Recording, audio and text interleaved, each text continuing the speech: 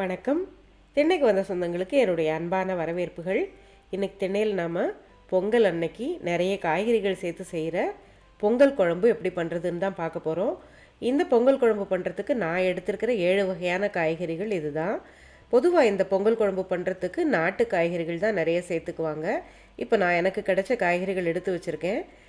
நான் பூசணிக்காய், உருளைக்கிழங்கு, சீனிக்கிழங்கு, அவரைக்காய், சீனி அவரைக்காய், கத்திரிக்காய், குடமிளகாய் இதெல்லாம் சேர்த்து பண்ண போகிறேன். இப்போ நான் வெட்டி வச்சுருக்கிற காய்கறிகளை குக்கரில் சேர்த்து நான் வேக வைக்க போகிறேன். குக்கருக்கு பதிலாக நீங்கள் பாத்திரத்தில் நேரடியாக வேக வச்சும் தயாரிக்கலாம். இப்போ குழம்புக்கு தேவையான காய்கறிகளை குக்கரில் சேர்த்துட்டு அதில் நான் 1 டீஸ்பூன் அளவுக்கு உப்பு சேர்த்துட்டு 1 டம்ளர் தண்ணீரும் கொஞ்சமாக மஞ்சள் தூளும் சேர்த்து 1 விசில் வேக வச்சு எடுத்துக்க போகிறேன். காய்கறிகள் வேகிற இந்த சமயத்தில் நாம் இந்த குழம்புக்கு தேவையான பருப்பு வேக வச்சு எடுத்துக்க போகிறோம். இந்த குழம்பு பண்ணுறதுக்கு நான் 1/2 கப் அளவுக்கு துவரம்பருப்பு எடுத்திருக்கேன்.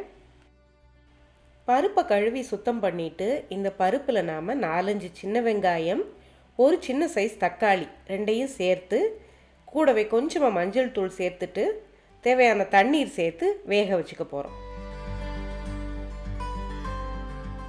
இப்போ பருப்பையும் நான் குக்கரில் வச்சுட்டேன். குக்கரில் வச்சு இந்த பருப்பை 3 விசில் வச்சு வேக வச்சுக்க போகிறேன். இப்போ அடுத்ததாக இந்த குழம்புக்கு தேவையான புளி, ஒரு நெல்லிக்காய் அளவுக்கு தான் புளி எடுத்திருக்கேன். அந்த புளியை நம்ம இப்போ ஊற வச்சு தயார் பண்ணிவிட்டு அடுத்ததாக இந்த குழம்புக்கு நம்ம வறுக்க வேண்டிய மசாலாக்களை வறுத்து தயார் பண்ணிடலாம். இப்போ நான் 1 டீஸ்பூன் அளவுக்கு கடலைப்பருப்பு, 1 டீஸ்பூன் அளவுக்கு மல்லி, 1/2 டீஸ்பூன் அளவுக்கு உளுந்தம்பருப்பு, ஒரு சின்ன துண்டு பெருங்காயம் இதெல்லாம் முதல்ல சேர்த்துக்கிறேன். இந்த 4ம் பாதி அளவுக்கு வறுபட்ட பிறகு இதில் காரத்துக்கு தேவையான வத்தல் சேர்த்துக்கலாம். அதாவது காஞ்ச மிளகாய் 4 சேர்த்துருக்கேன்னா கூடவே 1/4 டீஸ்பூன் அளவுக்கு வெந்தயம், 1/4 டீஸ்பூன் அளவுக்கு சீரகம், சீரகத்தோட கூடவே 5 மிளகு மட்டும் சேர்த்துருக்கேன். அதையும் சேர்த்து இப்போ நாம் நல்லா வறுத்து எடுத்துக்கலாம். இப்போ வறுபட்டுருச்சு மசாலா. இதை நாம் லேசாக ஆற விட்டு அதுக்கப்புறம் நம்ம பொடி பண்ணிக்கலாம். ரொம்ப நைஸாக பொடி பண்ணாதீங்க, கொரகொரப்பாக இந்த மாதிரி பொடி பண்ணி தயாராக வச்சுக்கோங்க.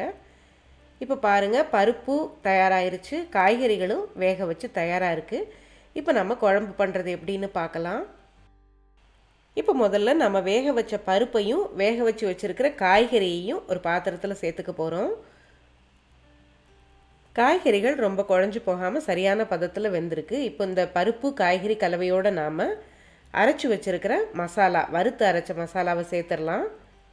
அடுத்ததாக நம்ம ஏற்கனவே ஊற வச்சு வச்சுருந்த புளியையும் கரைச்சி சேர்த்துக்கிட்டேன். இப்போது குழம்போட பதம் எப்படி இருக்குது அப்படின்னு பார்த்துட்டு கூடுதலாக தண்ணி தேவை அப்படின்னா நீங்கள் சேர்த்துக்கலாம். இப்போ நான் இதே அளவு தண்ணி போதும் அப்படிங்கிறதால இதுக்கு மேலே தண்ணீர் சேர்க்கலை. கூடவே உப்பு சேர்த்துட்டு மிதமான தீயில் இந்த குழம்பை கொதிக்க விடலாம்.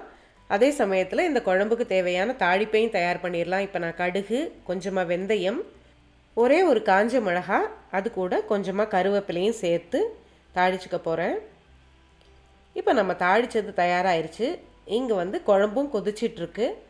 இந்த குழம்புல நம்ம தாளித்ததை சேர்த்துட்டு அடுப்பை ஆஃப் பண்ணிடலாம். அதிகமாக குழம்பு கொதிக்க வேணும்னு அவசியம் இல்லை. ஏற்கனவே நம்ம வறுத்த மசாலா தான் சேர்த்துருக்கோம். அதனால் ஒரு கொதி வந்தால் போதும் நமக்கு. இப்போ பாருங்கள், பொங்கல் குழம்பு அருமையாக தயாராகிருச்சு. வெள்ளை பொங்கலோடு சேர்த்து சாப்பிட்றதுக்கு ரொம்பவே பிரமாதமாக இருக்கும். இந்த செய்முறை உங்களுக்கு பிடிச்சிருந்தா சேனலுக்கு புதுசாக வந்திருந்தீங்கன்னா மறக்காமல் சேனலை சப்ஸ்கிரைப் பண்ணிக்கோங்க. இந்த செய்முறை பற்றின உங்களுடைய கருத்துக்களை மறக்காமல் கமெண்ட்டில் சொல்லுங்கள். அடுத்த பதிவில் சந்திக்கலாம். நன்றி.